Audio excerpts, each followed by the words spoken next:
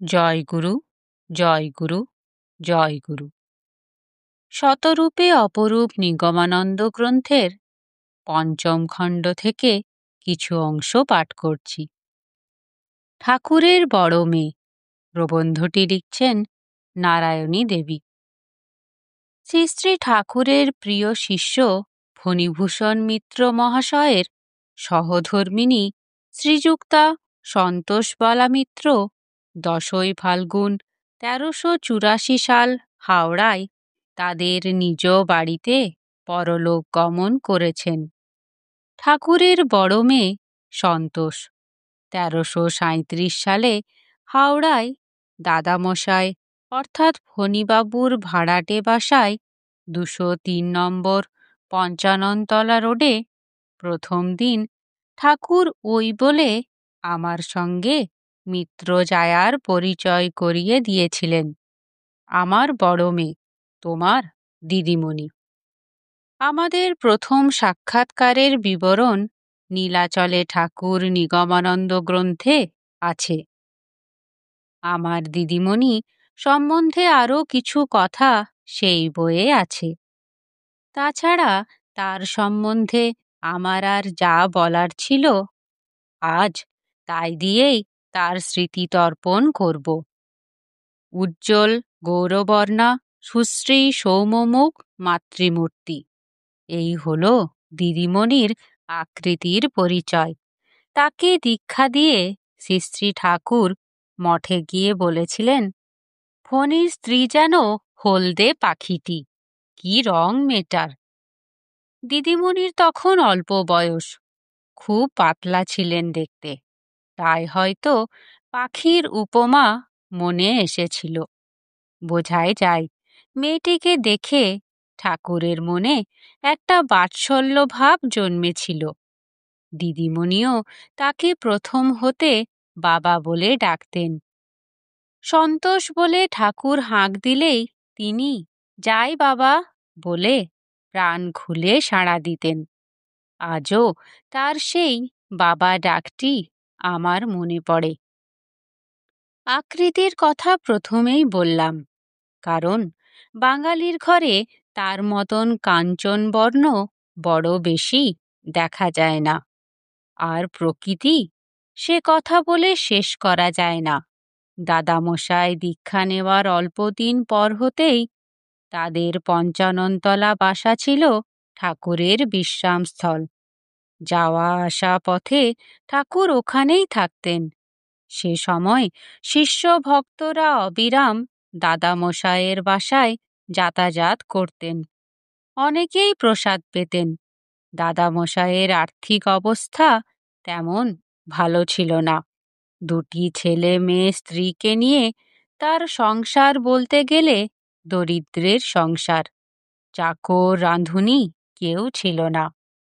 দিদিমণি ঠাকুরের ভোগ রান্না, ভোগ দেওয়া, ঠাকুর সেবার অন্যান্য প্রয়োজন নির্বাহ করে একাই শিষ্য ভক্তদের প্রসাদ বিতরণ এবং স্বামী সন্তানের দেখাশোনা করতেন। রাত্রে রান্নাঘর ধুয়ে মুছে রাখতেন।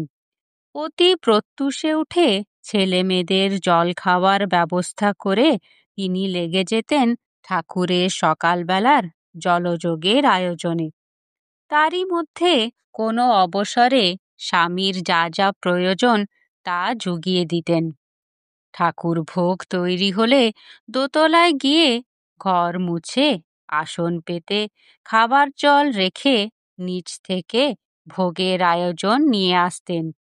ভোগের থালা রেখে ঠাকুরকে ডেকে এনে আসনে বসিয়ে নিজে পাখা হাতে সামনে বসতেন। ঠাকুরের খাওয়া হয়ে গেলে আসন আদি তুলে রেখে প্রসাদ পাত্র নিচে নামিয়ে নিয়ে ঠাকুরের ভোগ স্থানটি মার্জনা করাও তার কাজ ছিল।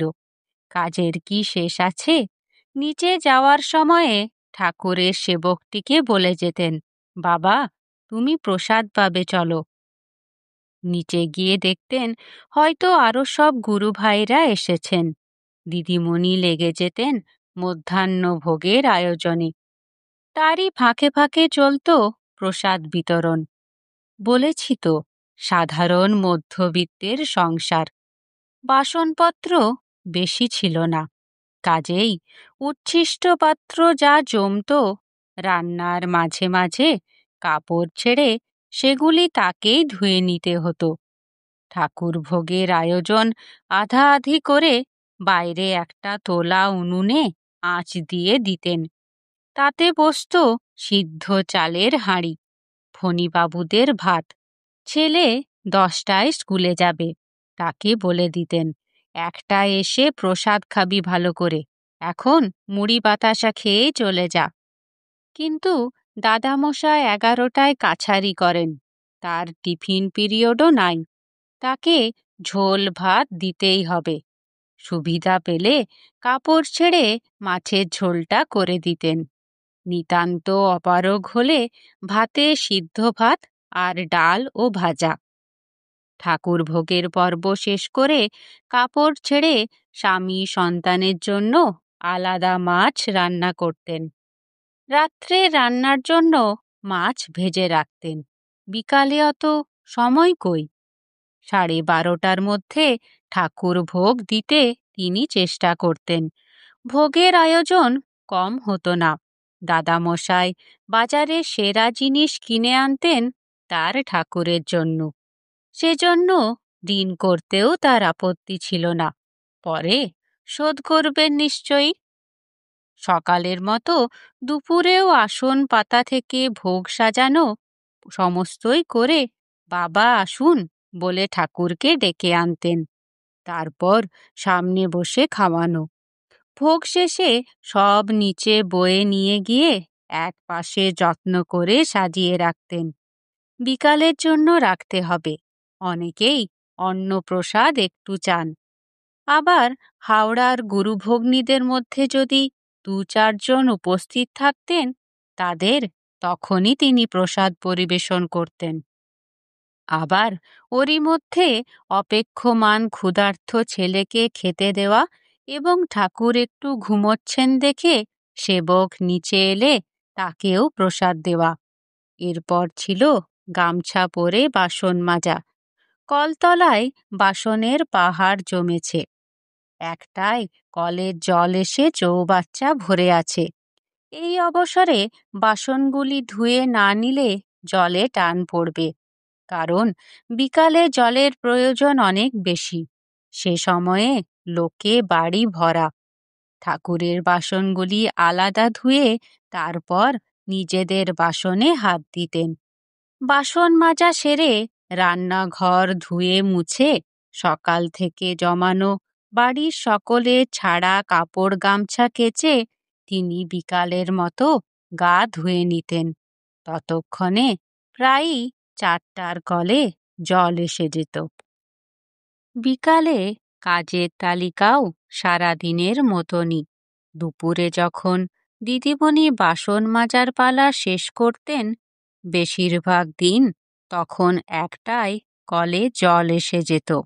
তারপরেও গ্রীষ্মকালে এমন অনেক দিন হয়েছে তিনি উপরে গিয়ে শ্রী শ্রী ঠাকুরকে বাতাস করে ক্লান্ত সেবকটিকে ছুটি দিয়ে নিজে পাখা তুলে নিয়েছেন।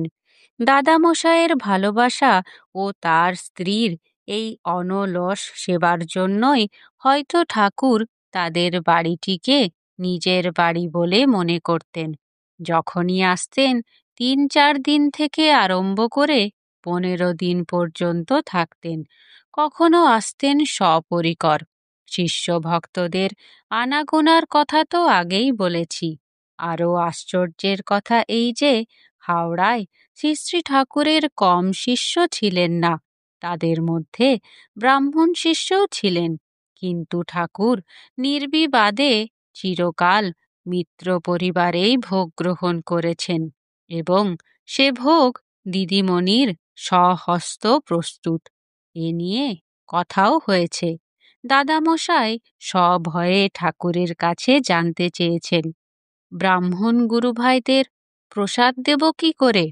ঠাকুর সঙ্গে সঙ্গে উত্তর দিয়েছেন, যার ইচ্ছা হয় সে প্রসাদ নেবে, আর যার ইচ্ছা হয় সে নেবে না। যাই হোক, শেষকালে সকলেই প্রসাদ নিয়েছেন। জয় গুরু।